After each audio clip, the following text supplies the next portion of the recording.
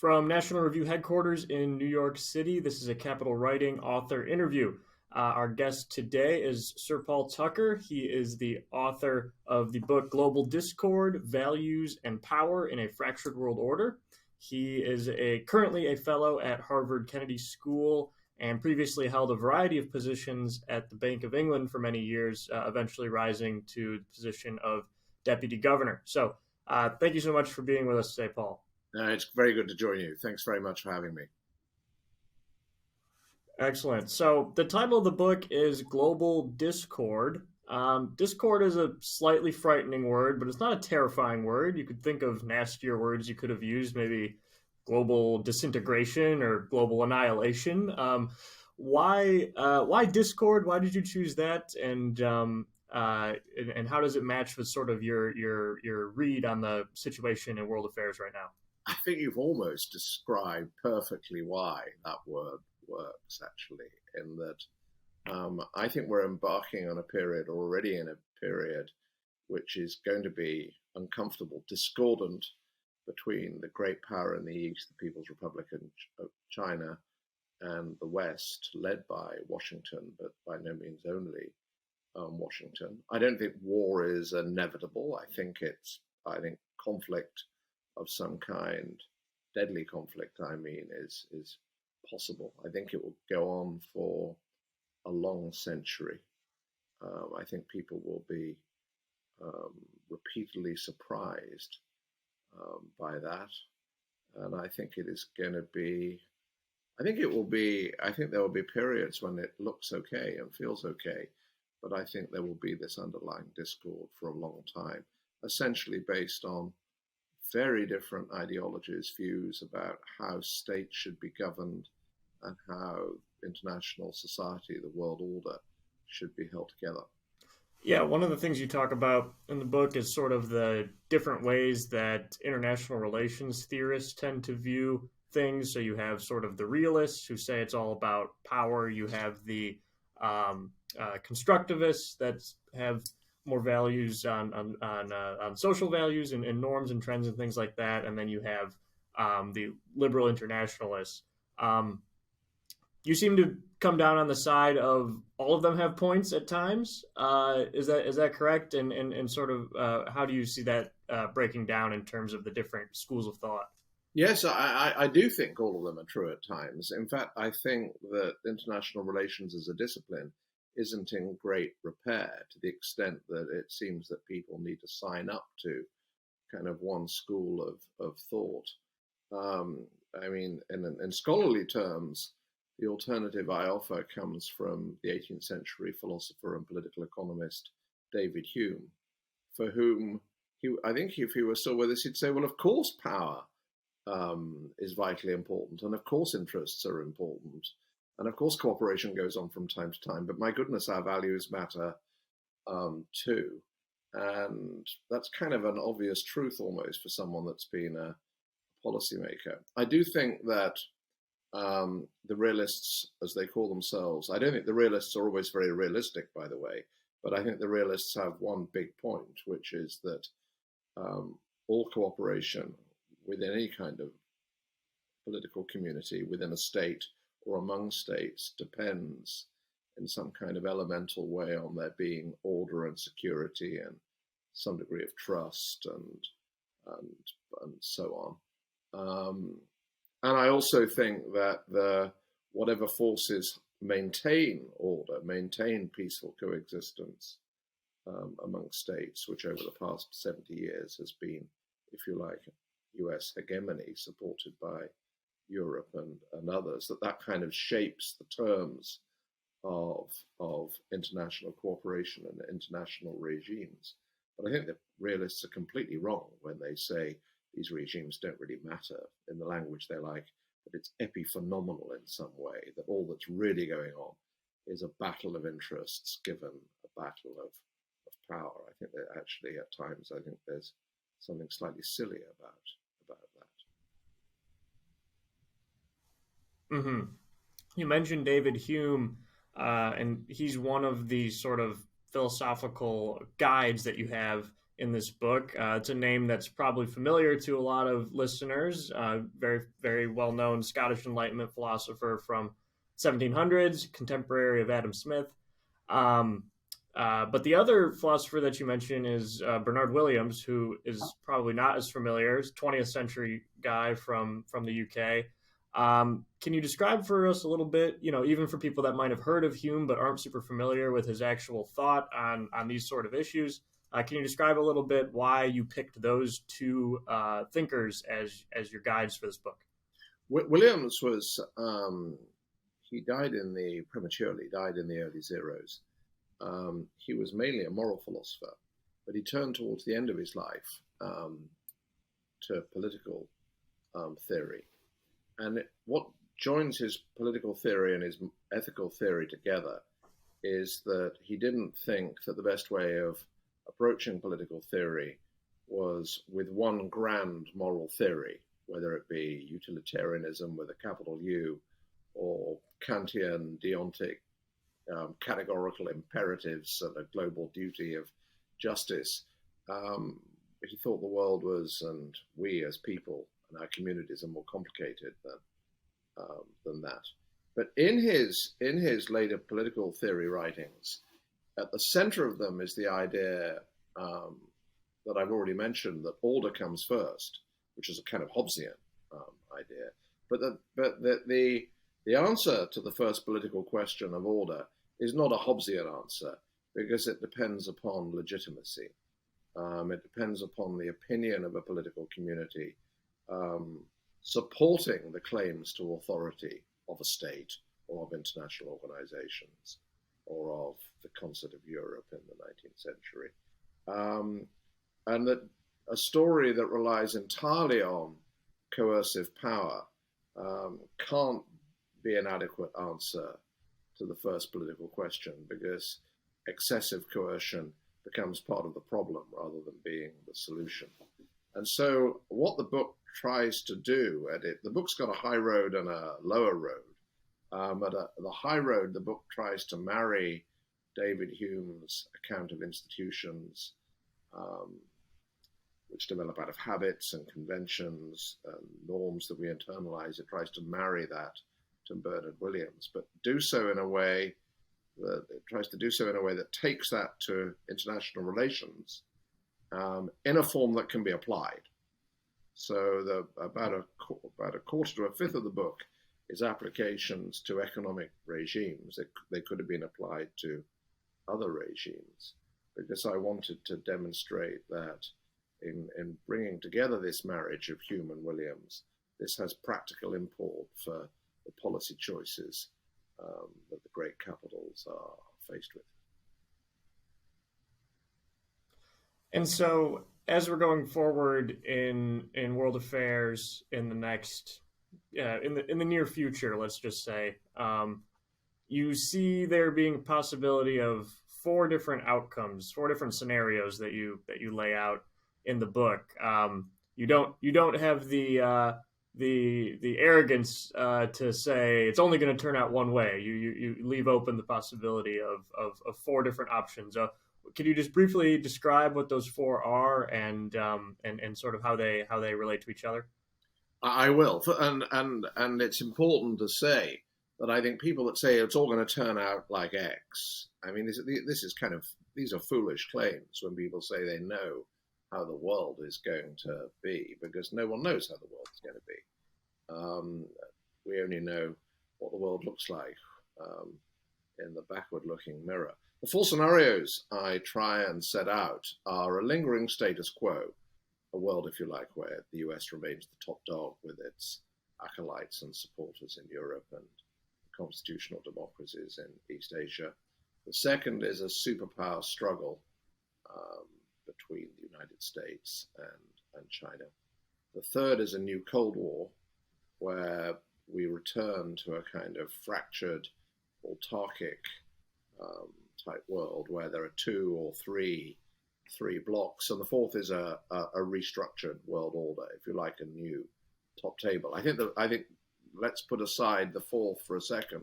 I don't think that's realistic, and the book argues it isn't realistic, until and unless other great states rise, which might be India, could be Indonesia, could be others. Basically, those current emerging markets that have vast populations, and so if they grow at a fast rate for a decade or so, a couple of decades, they will be very, very large alongside the US, China, and in a different way, Europe. When I started writing the book about 3 to 4 years ago, we were somewhere between a lingering status quo and superpower struggle. I now think that we are, by the time I finished the book, I thought we were in a lingering status quo in monetary and financial affairs, because the inertial value of incumbency, the role of the dollar in the world, is hard to dislodge, which doesn't mean that people won't try. Whereas in virtually everything else, I think we are actually positioned between superpower struggle and new Cold War. And I think it's impossible to predict whether we will tip into a new Cold War. I think if we do, I think the leaders of multinational corporations will find themselves without a compass and disoriented. And I described them at one point as facing reverse Stockholm syndrome. If they have to choose, I think this will blow the fuses of some of our leading business people in the West if they feel they have to choose. But meanwhile, there is a superpower struggle going on. We can see it in the semiconductor stuff that's happening, I think, quite sensibly from the West's point of view, and we can see it in a competition for friends and alliances from both Washington and Beijing on a scale and intensity that would have surprised people 20 years ago. And I think for a while, to be frank, I think Washington forgot the need for friends and allies, and all that they needed to be everywhere in the world at once. There was a giveaway. This was the Obama administration talked about the pivot. And I understood what was meant to be conveyed by that, which was giving greater emphasis to Asia. But the metaphor was unfortunate. The hegemon, my country understood this in the 19th century. The hegemon can't afford to say, we're going to be more present in Europe, but less present. More present in Asia, but less present in Europe, less present in the Middle East, less present in Central Asia. I'm afraid the hegemon has to have their eyes on absolutely everything. It's not easy being the hegemon. Mm-hmm.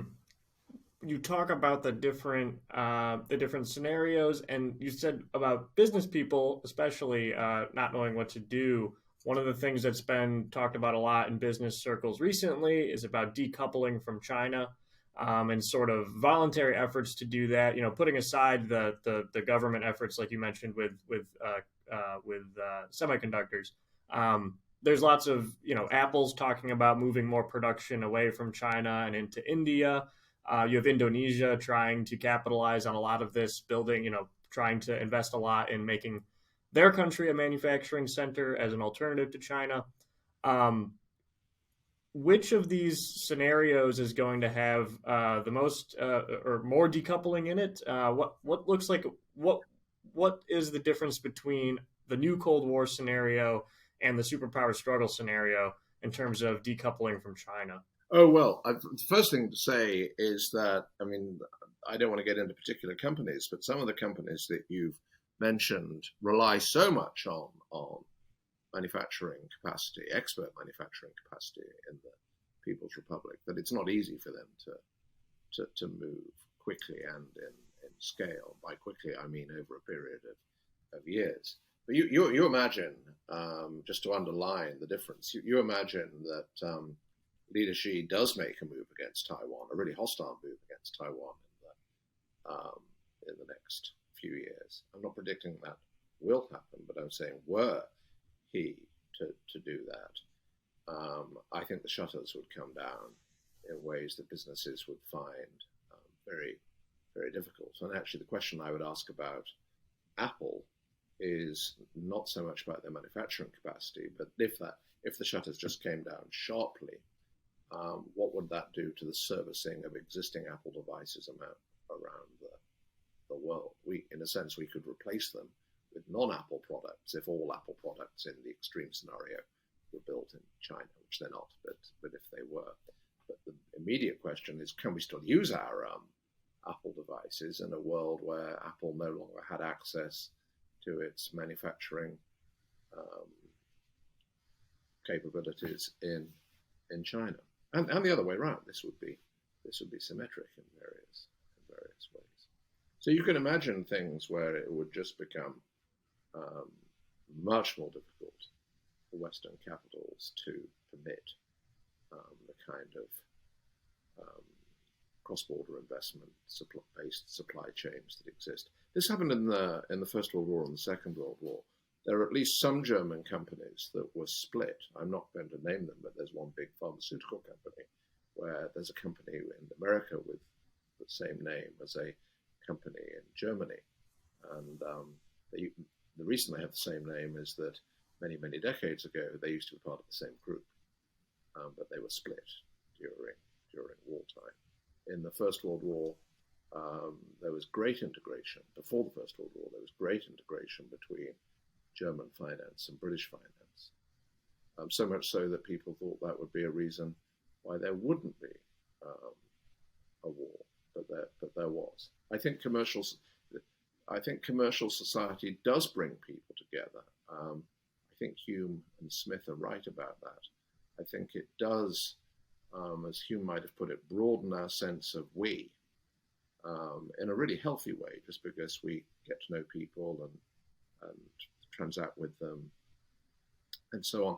But there's no guarantee that doesn't prevent conflict. It makes it less likely, and perhaps it heals lots of things in the very long run. But in the short run and medium run, there can still be conflict.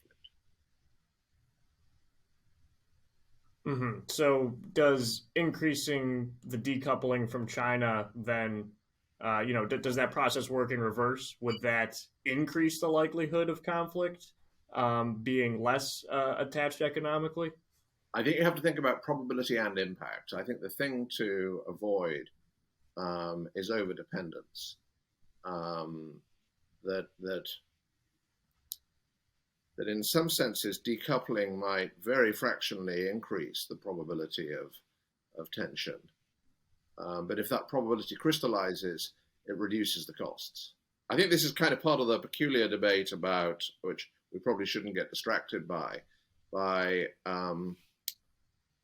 whether or not it was a mistake for former Eastern Bloc countries to join NATO. And the debate tends to be conducted entirely in terms of whether it made conflict with Russia more likely or less likely. But actually, it by bringing these countries into NATO, many of them, it probably reduced the impact of Russian aggression by containing the likely geographical boundaries of Russian aggression. Of course, the poor people of Ukraine are bearing the brunt of the pressure in consequence. But any kind of policy debate that's all about probabilities and not about the impact if the probability crystallizes is a pretty silly debate, frankly, that isn't recognizable to people that have had to make decisions. And yet lots of commentator debates tend to be framed in terms of probabilities rather than probabilities. Probabilities matter, for goodness sake, but probabilities plus the costs of conditional on the probability crystallizing. Mm-hmm. One of the things that you mentioned was the integration in before World War I, and that there was a period of that. One of the interesting things I found in the book, in the history section of the book, is you spend a lot of time talking about how internationalism has been around for a really, really long time. It's oftentimes the kind of thing that we think about as coming about after World War II, with all of these organizations like the United Nations and the World Health Organization, World Trade Organization, all these different IMF, all of these different you say a couple of times in the book, organizations with buildings and staffs. Yes. And we kind of think of that as being internationalism. Yeah. That's new. Yeah, and That's we fairly think of new. that as being internationalism, Yeah. but one of the points you make in the book is that all of that stuff has actually been happening for much longer. Oh, much longer. In the 19th century, the Concert of Europe that held together the balance of power in Europe and up to a point um, global peace, qualified, of course, by the ugliness and worse of colonialism. But the Concert of Europe provided some kind of framework for international meetings. And these international meetings didn't have permanent headquarters. But, in my old world, there were 2 to 3 international monetary conferences towards the end of the 19th century. One of them um, initiated by Paris, another one of them initiated by Washington. Go back a few centuries before that, after the Reformation, the so-called natural lawyers, the problem that they were trying to confront was that some kind of unitary authority in the Western world, leading up to the Pope and to the Emperor, the Holy Roman Emperor of the Germanic nations, that had gone, and you needed some principles for addressing disputes between states as they were becoming to be recognized as. You go back before that, the Roman Empire, and so on. So international commerce in the broader sense and attempts to find solutions to it are not remotely new. What is new in the 20th century, beginning perhaps right at the end of the 19th century, but in the 20th century, is this is formal organizations with buildings and secretariats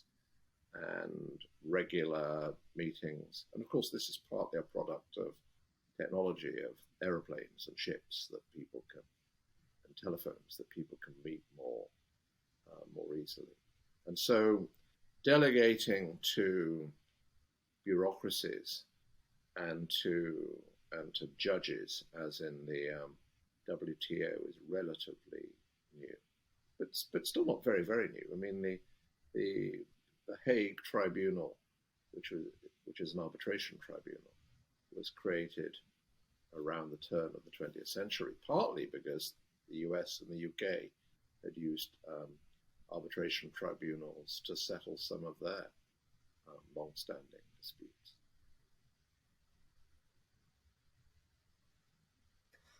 Yeah, and you seem to say in the book that while it's true that we've had internationalism without these organizations in the past, um, it's they're here to stay, right? You don't necessarily see a world. You don't necessarily see us returning to that kind of world. You could see changes within those organizations, but we're probably not going to go back to a world without these buildings and staffs. Is that right? I think that's true. But they could atrophy. Let me take an example of. I'll take 3 examples. First of all, the United Nations. I think during a period of superpower struggle and worse, it's quite important that provides a building where the leaders of the superpowers can quietly meet. And I think that's true of the G20 as well. The G20 doesn't have a building. It's more informal. But when President Biden and Leader Xi met recently in the margins of the G20 gathering in Indonesia, I think that was quite significant in that it would have been quite something for either or both of them to pull out. It would have been quite something for them both to go there and not meet. And yet, so somehow meeting wasn't inevitable, but was a natural thing for them to do in those circumstances. A much easier, a relative term, easier, not easy, than in a world without the G20, when there has to be an arrangement, let's have a bilateral summit, where one comes to the other capital state, or you meet in some neutral venue, and there's a lot of hesitation about that. Well, actually, the G20 was going to happen, it was scheduled. Are they going to drop out or not? No, they're going to be there. Are they going to be there and meet or not meet? Suddenly it looks aggressive not to meet. So I think there's a sense in which some of the modern institutions do something quite precious, which is just enable people to get together. And that won't always be enough, but sometimes it might help. At the other end of the spectrum, I think it's going to be quite hard for the World Trade Organization to reestablish very clear authority, essentially because the West and China have different views about how world trade should work. China is committed to using subsidies from the state. When the United States challenged that, China won in the WTO. And the thing about that isn't that the decision of the appellate board in the WTO was strange, which I think it was. It's that, and courts do that all the time, is that there's no feasible mechanism for forward-looking policy to change. What you would expect in those circumstances is, well, the case has gone one way, China won, America lost, but actually not a very stable position. There needs to be some bargaining between Beijing and Washington, perhaps with Brussels and Tokyo at the table, where they flesh out some kind of forward-looking treatment of subsidies where China would lose a little bit of its gains and the United States would regain a bit of its losses. No one would be completely happy. There'd probably still be a net benefit to Beijing compared with expectations before, but that can't happen. I mean, of course, I don't know what such a bargain would produce, but whatever it produced, everybody in the WTO has a veto, including over getting rid of the veto. And so there's a problem with the way the WTO was designed. And I think Washington must take some responsibility for this. It was designed as though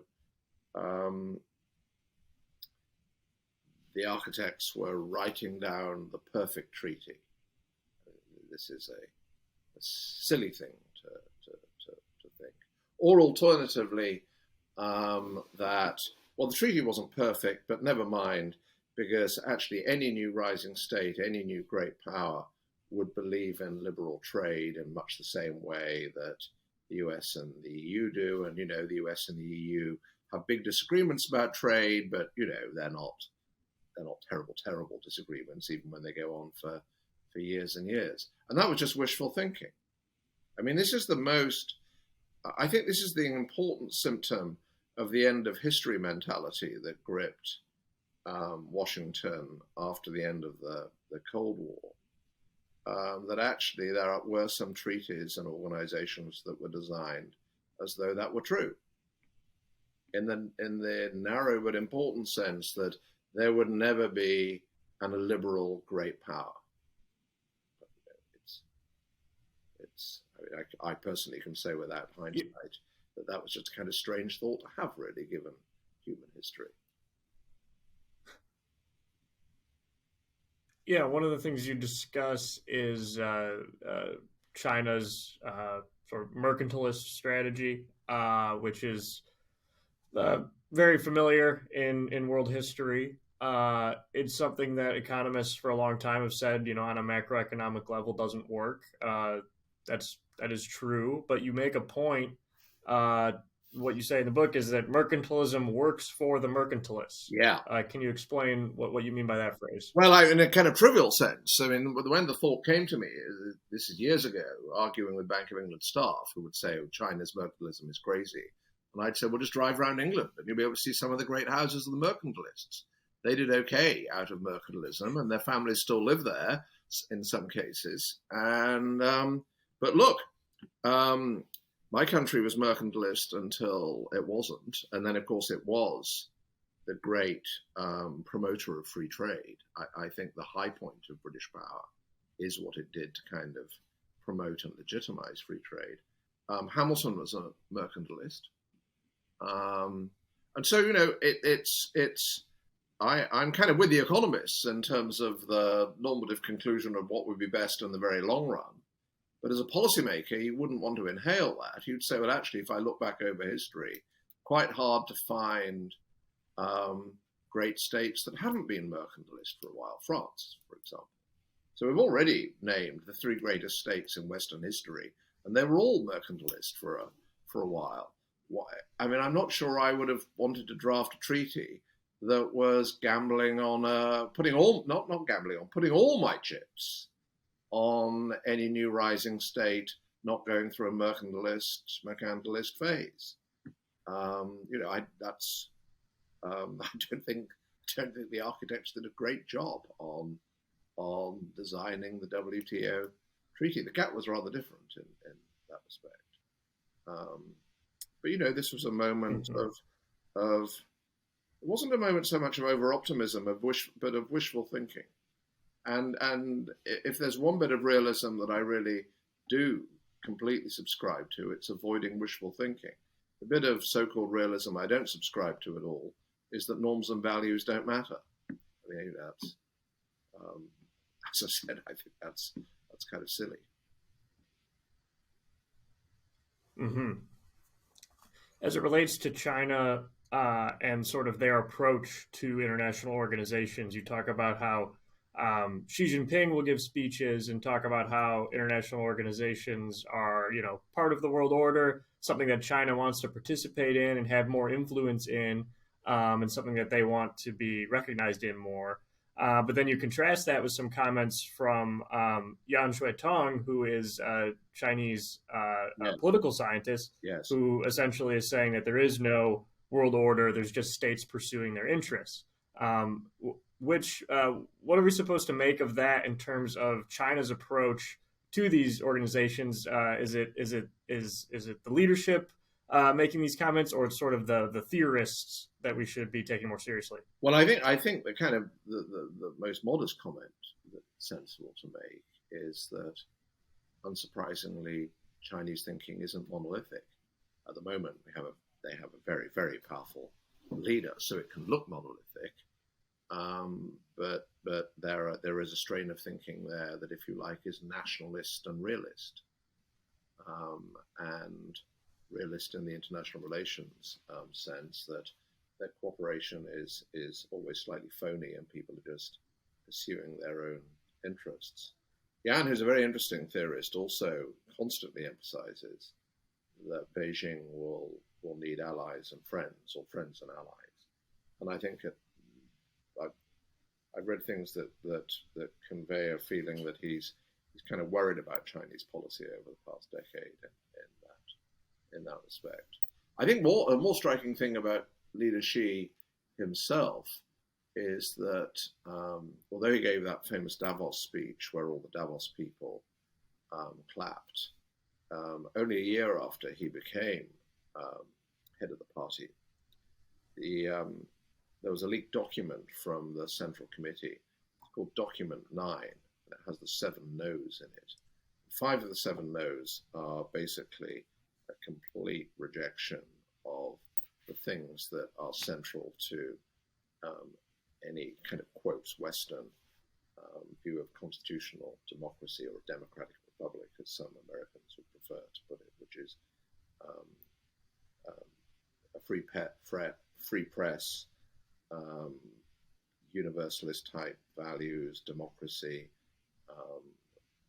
market type economy, with minimizing the role of the state. Now, there are differences in degree amongst the Western world about that, but basically the Western world lives with a market economy, a modest state, constitutional democracy, and greatly engaged battles at the edges of that, but they're at the edges of that. This was a complete rejection of those values. And when I first came across Document 9, my first thought almost was, I wonder how many of the people applauding leader Xi in Davos even knew about this document's existence. And I would wager, I would conjecture very few, and I think, in a sense, this is one of many reasons why we shouldn't take our political leadership from business people. Business people are good at doing business, and China is a vast market that's been growing very fast, and so they're very keen on China. Well, I don't think we should take instruction from that about the organization of the world. I think we should take instruction from it in terms of course, it's Western consumers can benefit from, for the moment, cheap labor elsewhere. The same Western households as workers will be dislocated a bit like that. We have the resources in the West to smooth the adjustment costs. But if China grows to be much bigger than us, we won't have the resources very easily to do that, not without reducing our commitments to defense and security, which would further increase Chinese dominance, if you like, in under that scenario. And the point isn't that I think it's inevitable that China will grow to be bigger and more powerful than the West. I don't think it is inevitable. But I think the robust assumption for the US and for the West is that China will continue to grow rapidly over the next 20 years. I think the robust assumption in Beijing would be that they won't. You know, each state, in a sense, should while trying to avoid making conflict more likely, each state should not blithely assume that the quotes rival is going to be a failure. And actually, Beijing have made some mistakes in that respect. I mean, after the financial crisis, the message coming out of Beijing was partly, "Oh, the West's over; it's the past," and it might be quite good PR locally. I think it's kind of pretty poor planning assumption if you're in Beijing. Mm-hmm. Yeah, let's talk about that with the financial system, because I think that's a really important point that, especially as Americans, we take for granted. We just don't even think about our status as world reserve currency. As far as buildings and staffs go, one of the most important in the current world order, I think, as you argue in the book, is in the Eccles Building in Washington, D.C., the headquarters of the Federal Reserve, because of the status of the United States dollar in global markets. You have this line, you say, after 2008, you say, being the world's reserve currency means that when we mess up so badly it infects the entire world, the world shelters under our currency. And that's such a strange idea, I think. It is not intuitive at all. So can you explain a little bit what, really the significance of the advantage that the United States has because of its currency being the dominant world currency? So this is an extraordinary thing. So the standard story is that and I think the standard story is true, by the way. The standard story is that the US, and if you like, the whole of the West, benefits from the role of the dollar because it makes it cheaper for the US government to borrow, makes it cheaper for US-based companies to borrow. It kind of therefore helps US banks be the leading banks in the world, all of which is true. But there's something else as well, actually two things that are worth mentioning. First of all, just in terms of the advantages from the dollar, there was this extraordinary thing in 2008, 2009, or really starting in 2007, where through absolutely incompetent bank management, incompetent bank regulation, kind of malfeasance, and everything else, the Western banking system, the US banking system collapses, the Western banking system collapses with it. In any other country in the world, those are circumstances in which the cost of government borrowing would rise. But actually, in fact, as the world fell apart, while people were running away from banks, including US banks and US shadow banks, they were running into US Treasury bills and short-term US Treasury bonds. And what that did is it reduced the cost of US government borrowing just at the point in which the US state needed to support the economy both locally and in the world. It's like having a life belt or cushion that comes to your aid. It's kind of a fascinating form of self-insurance. And it means, by the way, that it's completely natural for Beijing to aspire for the renminbi to be a really important world currency. And people have different views on how likely that is to be achieved, but no one should be surprised that that would be an aspiration.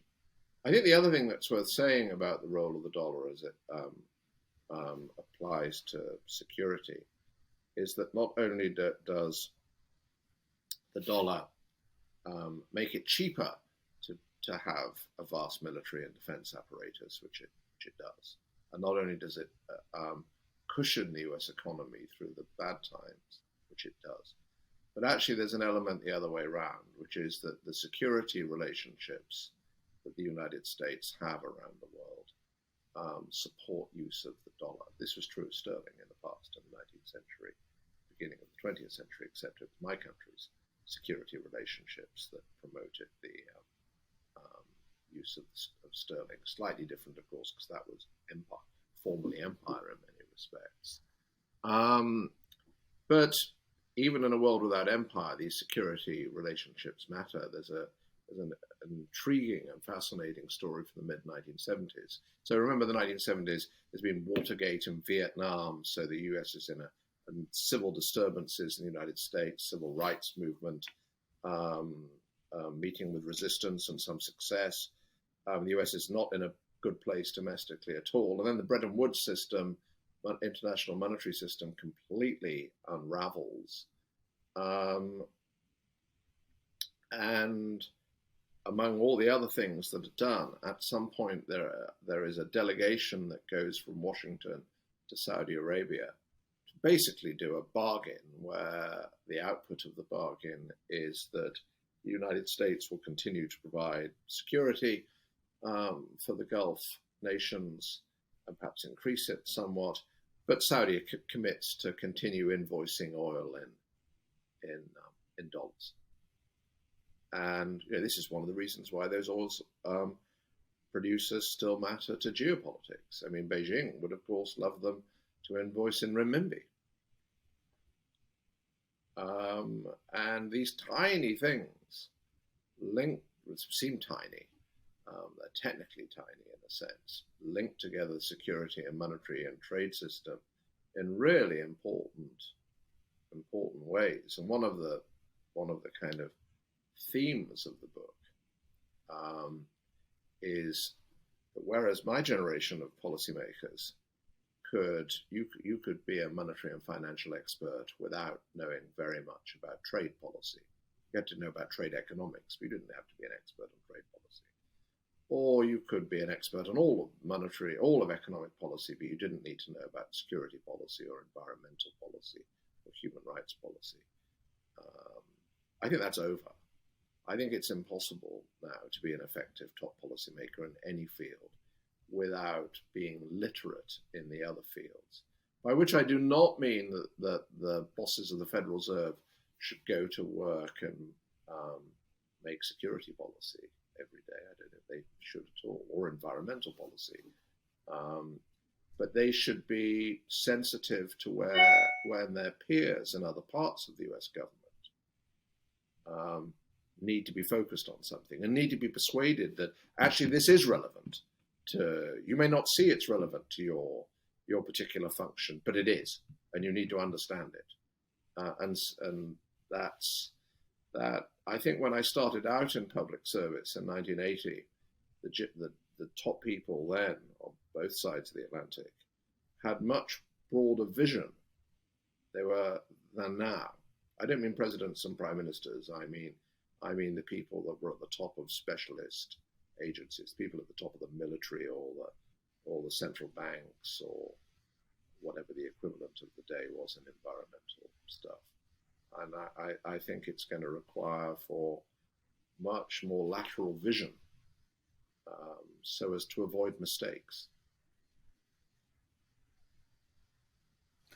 You talk about the right way to form these kind of institutions in these agreements. You say this sounds like a very obvious thing, but I think it's worth emphasizing. You write, incentives compatible things happen, and incentives incompatible things don't. As a general proposition. So what is the right way that policymakers going forward should be looking to structure those incentives correctly so that we get the outcomes that we want to see? That's a very interesting question. So I think, for example, I mean, this is a kind of very broad generalization. I think that liberal states, I use liberal in the way that Europeans use it, not in the way that American people use it. When I say liberal, I don't mean left liberal. I mean, well, I mean liberal actually. The Yeah, we should have a bias towards universalism, but not in ways where we allow into international organizations states that might undermine them or might undermine us. But even more importantly, not in ways that preclude coalitions of the willing from going further. I mean, a really important feature of the WTO that is in some respects a happenstance of history, but a very good happenstance of history, is that the WTO doesn't preclude deeper trade relations among subsets of its members. The happenstance in this is this was a product of the European Trade Pact in the 1950s, which some people thought was illegal under the GATT, but actually was allowed to go through. And in today's world, much more significantly, it's what the Trans-Pacific Partnership was, and under a new name is. And that was a marvelous opportunity for the US to join a Pacific Trade Pact, which didn't have the problems with state subsidies that the WTO has, and would have been doing so with Pacific Rim states, not all of which are democracies in a sense that's recognizable to on either side of the Atlantic. I think it was a terrible moment of policy when the US backed out of that. But but the US having backed out, it's a very, very good thing that went ahead. And I think it would be very difficult for either the US or China to join without both joining. And if they both join, then it just is a replay of the problems in the WTO in some sense. So I think what's important in that story is allowing a market in international institutions is quite important, because that's actually essentially what the Trans-Pacific Pact is. It's what the EU is. You can leave, like my country has done. You can join, as some others in Europe are still trying to do. And it doesn't kind of bolt things down under one treaty absolutely forever. The costs of exit can't be low, but they can't be so prohibitively high that all that can happen is that we go along with rules we don't like, or we junk the whole system.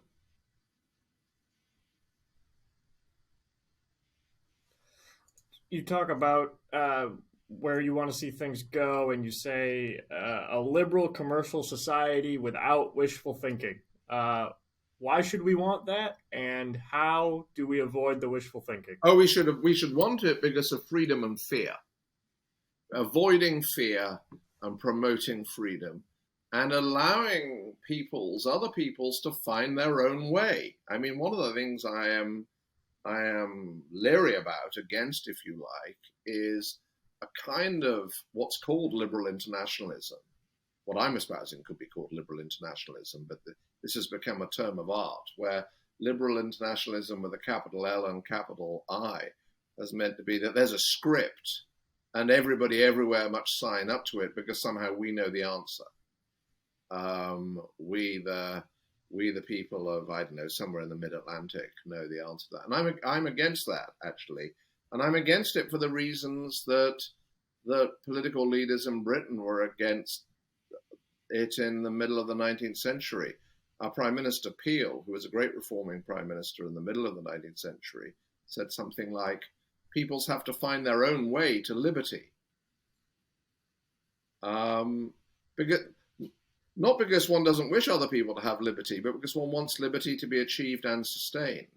and that's an organic process locally. It's not something where you can send a to-do manual. You can help and you can remove impediments, but so there's that element to it. The other element to it is that we must do what we can to preserve our way of life, of what we have managed to become, because that's what we have managed to become. And here I mean the whole of the Western world and the East Asian constitutional democracies. So there are big differences between those countries. There are big differences between my country and yours. But what we have in common is some basic institutional values that help to protect us from fear locally. And where people are in trouble locally, they can find a voice in our system. This is very good. So I'm motivated by avoiding fear and enabling freedom without pushing it down other people's throats in the precise way that we've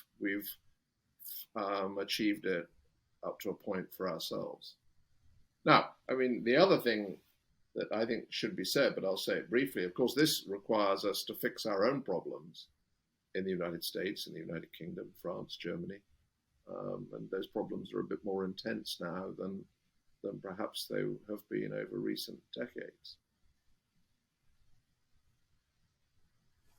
Certainly. Well, thank you so much for being with us today. This was a great conversation, and you should check out the book. It's by Paul Tucker. It's called Global Discord. It's a very big book. It's a very dense book. It covers a lot of ground. But if you're looking for a real in-depth look at global affairs from somebody who has studied it and practiced it for many years, definitely worth your time. So thank you so much. Yeah, thanks very much indeed.